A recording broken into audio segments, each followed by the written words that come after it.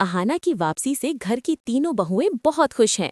वे दुर्गा देवी के पास जाती हैं और कहती हैं कि अभी अभी अहाना और अर्जुन की दोबारा शादी हुई है, तो क्या हम बहुभात की रस्म नहीं करेंगे?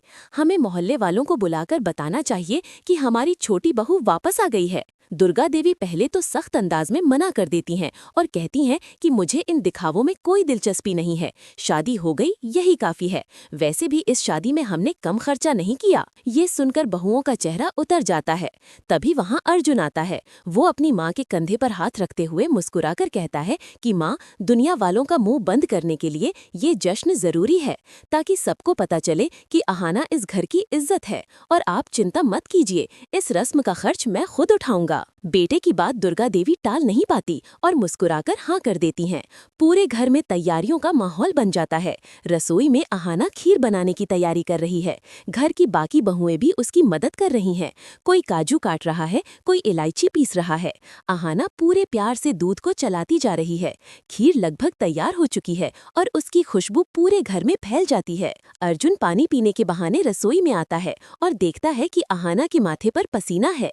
वो अपना रुमाल निकालकर प्यार से उसका पसीना पोंछता है और धीमी आवाज में कहता है कि तुम्हारे हाथ की खीर खाने के लिए मैं कब से इंतजार कर रहा हूँ, लेकिन इसमें चीनी थोड़ी कम रखना।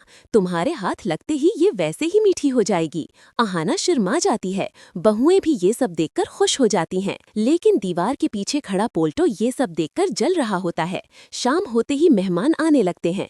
पीसी मोनी और पोल्टो दरवाजे पर खड़े होते हैं, लेकिन स्वागत करने के लिए नहीं, चुगली करने के लिए। पीसी मोनी मेहमानों के कान भरने लगती हैं। वो कहती है कि अहाना को तो खाना बनाना भी नहीं आता, आज तो बस उबला हुआ दूध पीकर जाना पड़ेगा। पोल्टो भी आग में घी डालते हुए कहता है कि भैया तो जोरू का गुलाम हो गया है, वरना कौन ऐसी लड़की को रसोई सौंपता है। मेहमान आपस में कानाफूसी करने लगते हैं।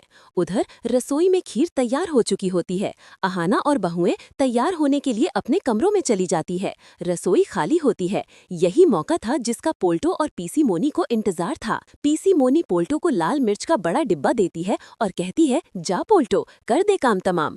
इतनी मिर्च डाल देना कि खाते ही मेहमानों के मुंह से आग निकल पड़े। पोल्टो चुपके से रसोई में जाता है, खीर का ढक्कन हटाता है और पूरी लाल मिर्च खीर में डाल देता है।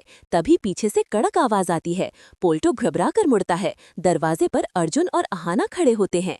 अर्जुन की आंखों में भयंकर गुस्सा होता है। पोल्टो बहाना बनाता है कि वो मसाला देख रहा था, लेकिन अर्जुन उसे बोलने का मौका नहीं देता। वो जोरदार थप्पड़ पोल्टो के गाल पर जड़ देता है।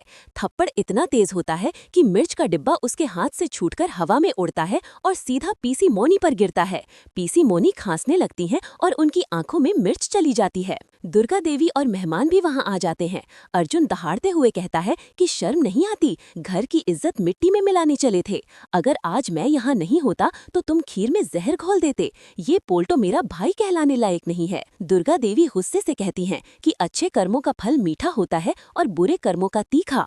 तुम दोनों को तुम्हारे किए की सजा मिल गई। अहाना बची हुई साफ खीर मेहमानों को परोसती है, जो उसने पहले ही अलग निकाल रखी थी। मेहमान खीर खाते हैं और उसकी तारीफ करते नहीं थकते। वे कहते हैं कि ऐसी खीर तो उन्होंने कभी नहीं खाई।